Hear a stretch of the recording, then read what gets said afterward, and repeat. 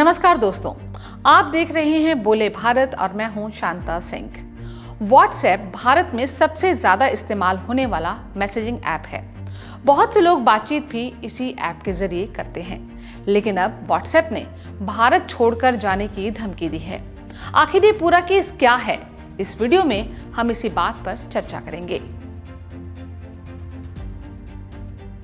पहला सवाल ये है कि भारत सरकार और व्हाट्सएप में झगड़ा किस बात का है। ये मामला आईटी रूल 2021 के एक क्लॉज से जुड़ा है। इसके मुताबिक संवेदनशील और सुरक्षा से जुड़े मामलों में अदालत के आदेश पर व्हाट्सएप जैसी वेब कंपनियों को मैसेज के पहले सोर्स यानी कि मैसेज कहां से जनरेट हुआ है इसका पता लगाकर जांच एजेंसियों को बताना होगा। ऐसे मामले कौन कौन से हैं, इसकी एक पूरी लिस्ट आईटी रूल 2021 में दर्ज है। अब व्हाट्सएप को इस पर क्या एतराज है, तो भाई ये हम आपको आगे विस्तार से बताएंगे, लेकिन पहले ये जान लीजिए कि आईटी रूल 2021 में आखिर लिखा क्या है। ये मामले हैं भारत की संप्रभुता, अखंडता और सुरक्षा से जुड़े मामले, किसी दूसरे देश से संबंध खराब करने की साजिश, तीसरा पब्लिक ऑर्डर बिगाड़ने यानी कि शांति भंग करने की साजिश, चौथा बलात्कार से जुड़े मामले और पांचवा सेक्सुअल एक्सप्लिसिट मटेरियल और बाल यौन शोषण से जुड़े हुए मामले। ऐसे सभी मामलों में कोर्ट के आदेश पर गुनहगारों की शिनाख्त के लिए मैसेजिंग ऐप कंपनियों को मैसेज का पहला स्रोत बताना होगा, मतलब जांच में सहयोग करना होगा। इस रूल को व्हाट्सएप और उसकी पेरेंट कंपनी मेटा ने कोर्ट में चुनौती दी है। मेटा अमेरिकी कारोबारी मार्क जुकरबर्ग की कंपनी है और उसके पास फेसबुक का भी मालिकाना हक है। कंपनी के मुताबिक इस रूल को मानने का मतलब होगा कि उसे व्हाट्सएप के जरिए भेजे गए मैसेजेस का इंक्रिप्शन तोड़ना होगा। इससे यूजर्स की गोपनीयता खत्म होगी। उनकी नज़र में ये सही नहीं है और अगर सरकार ने उन्हें मजबूर किया तो वो भारत से अपना बिजनेस समेट लेंगे। मतलब व्हाट्सएप की कोशिश है कि इस पूरे प्रकरण को लोग गोपनीयता बनाम सरकारी हस्तक्षेप के तौर पर देखें। क्या वाकई ऐसा है? क्या बात सरकारी हस्तक्षेप तक सीमित है? यदि ऐसा है तो सरकार को पीछे हटना होगा, लेकिन बात इतनी सीधी नहीं है। आगे बढ़ने से पहले ये जान लेते हैं कि इनक्रिप्टेड का मतलब क्या होता है। दरअसल व्हाट्सएप सिर्फ मैसेजिंग ऐप नहीं है। आप इससे वीडियो चैट कर सकते हैं, ग्रुप चैट भी कर सकते हैं, ग्रुप बना सकते हैं, एक साथ अनेक लोगों को मैसेज भेज सकते हैं, बात कर सकते हैं।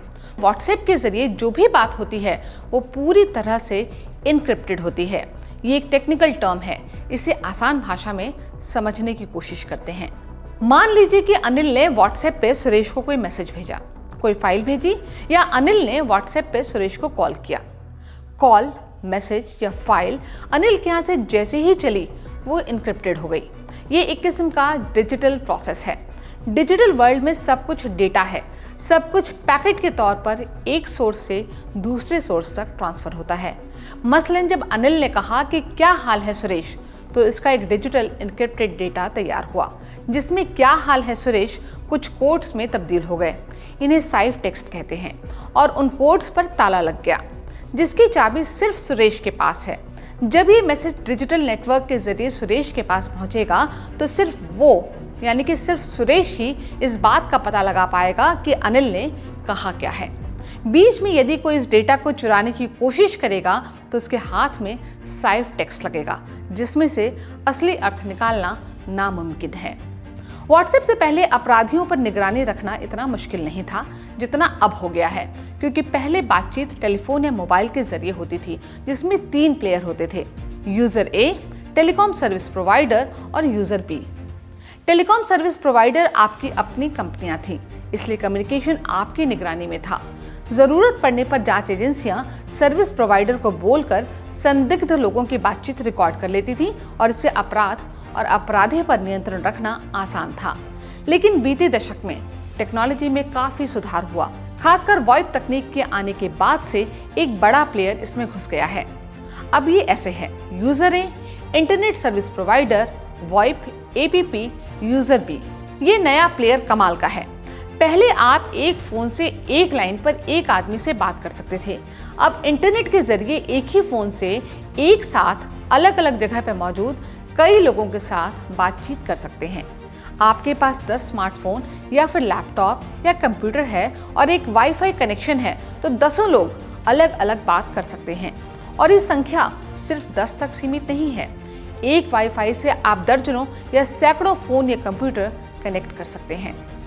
ये एडवांस तकनीक है और यहाँ सब कुछ इनक्रिप्टेड है। इसने खेल को एक ऐसे जोन में पहुंचा दिया है जहां घुसने के लिए सरकार को नए नियम बनाने पड़े हैं। जिस माध्यम के यानी कि जिस वाईफाई नेटवर्क का इस्तेमाल करके इन ऐप कंपनियों के जरिए बातचीत हो रही है, जो डेटा भेजा जा रहा है, उसकी भनक वाईफाई नेटवर्क देने वाली कंपनियों को भी नहीं होती है। इंटरनेट प्रोवाइड करने वाली कंपनियों पर तो आपका नियंत्रण है, लेकिन उनके इस्तेमाल के जरिए जिन टूल्स के माध्यम से ऐप के माध्यम से संवाद हो रहा है, उन टूल्स पर, उन ऐप्स पर सरकार का कोई नियंत्रण नहीं है। व्हाट्सएप अकेली ऐसी कंपनी नहीं है। आईफोन की सर्विस फेस टाइम भी ऐसी ही एक सर्विस है। टेलीग्राम ऐप भी ऐसा ही एक ऐप है। ऐसे दर्जनों ऐप हैं। इसलिए सरकार और जांच एजेंसियां अंधेरे में हैं, क्योंकि लॉबिंग से जुड़े लोग, भ्रष्टाचार में लिप्त लोग, आतंकवादी, उग्रवादी, अपराधी, सबका कम्युनिकेशन नेटवर्क अब सरकार की निगरानी और नियंत्रण से बाहर है। मामला उन्हीं आम लोगों की सुरक्षा से जुड़ा है जिन आम लोगों की प्राइवेसी को आधार बनाकर व्हाट्सएप डेटा साझा करने से मना कर रहा है। हाल के दिनों में ऐसे अनेक वाकये आए हैं जिनमें व्हाट्सएप के गलत इस्तेमाल का आरोप लगा है। मणिपुर हिंसा और दिल्ली दंगे ऐसे ही दो बड़े मामले हैं। मणिपुर हिंसा में 200 से ज्यादा लोग मारे गए और 1000 से ज्यादा लोग घायल हुए। 60,000 से ज्यादा लोग बेघर हुए। जांच एजेंसियों के मुताबिक व्हाट्सएप के जरिए फेक न्यूज फैलाई गई और हिंसा भड़काई गई। दिल्ली दंगों में भी फेक न्यूज और नफरत फैलाने के लिए, हिंसा भड़काने के लिए व्हाट्सएप का इस्तेमाल किया गया। मॉब लिंचिंग के कई मामलों में व्हाट्सएप का गलत इस्तेमाल हुआ। और ये चुनौती सिर्फ भारत में नहीं है। यूरोपीय देश भी इस चुनौती से जूझ रहे हैं। अमेरिका, मेक्सिको, ऑस्ट्रेलिया, श्रीलंका, सब जगह ऐसा हो रहा है। दंगा भड़काने, अशांति फैलाने और फेक न्यूज़ फैलाने में व्हाट्सएप का सबसे ज़्यादा इस्तेमाल हो रहा है। जब भी ऐसी कोई हिंसा होती है तो सबसे ज़्यादा मुश्किल उन लोगों को होती है जो सबसे ज़्यादा कमज़ोर होते हैं। इसके अलावा मानव तस्करी और सेक्स रैकेट में भी व्हाट्सएप का इस्तेमाल बड़े स्तर पर हो रहा है। ऐसे मामलों की सूची अनगिनत है। भारत ही नहीं, दुनिया के सभी देश इस नई चुनौती से जूझ रहे हैं जो व्हाट्सएप और उसकी जैसी कंपनियों ने खड़ी की है। इसलिए प्राइवेसी किसी मुल्क के कायदे कानून को नहीं मानने का कोई आधार नहीं हो सकती। खासकर सेंसिटिव मामलों में तो कतई नहीं हो सकती। गूगल जैसी बड़ी कंपनी भी जांच में सहयोग करती है। गूगल अमेरिकी कंपनी है, लेकिन उसने जांच में सहयोग से जुड़ी हुई सूचना सार्वजनिक की हुई है। इसमें कहा गया है कि संबंधित देश के कानूनों के मुताबिक जरूरत पड़ने पर जांच एजेंसियों के साथ कुछ जानकारियां साझा की जाती हैं। यदि जांच के दायरे में कोई संगठन है तो उसे सूचित भी किया जाता है। अगर मामला संवेदनशील है तो जांच एजेंसियों की गुजारिश पर गूगल यूजर्स को सूचित किए बिना भी जानकारियां साझा करता है। व्हाट्सएप को भी करना चाहिए। अगर व्यक्ति, समाज और देश के विरुद्ध कोई साजिश हो रही है, कोई अपराध हो रहा है, तो उसे रोकने में मदद करनी चाहिए। प्राइवेसी की आड़ में अपराधियों को बचाना कहीं से भी सही नहीं है। वैसे भी ये फेसबुक और व्हाट्सएप जैसी कंपनियां हमारी और आपकी प्राइवेसी का सौदा ही तो करती हैं। जांच एजेंसियों ने जिस कैम्ब्रिज एनालिटिका केस का हवाला देकर व्हाट्सएप और मेटा की इस दलील का विरोध किया है, वो अपने आप में हमारे और आपके जैसे यूजर्स के साथ हुए धोखे का एक खौफनाक उदाहरण है। इन अंतर्राष्ट्रीय कंपनियों के लिए यूजर्स एक डेटा है और इनकी नज़र में डेटा का सौदा किया जा सकता है। इस घटना पर किसी और दिन विस्तार से बात होगी। आज इतना ही।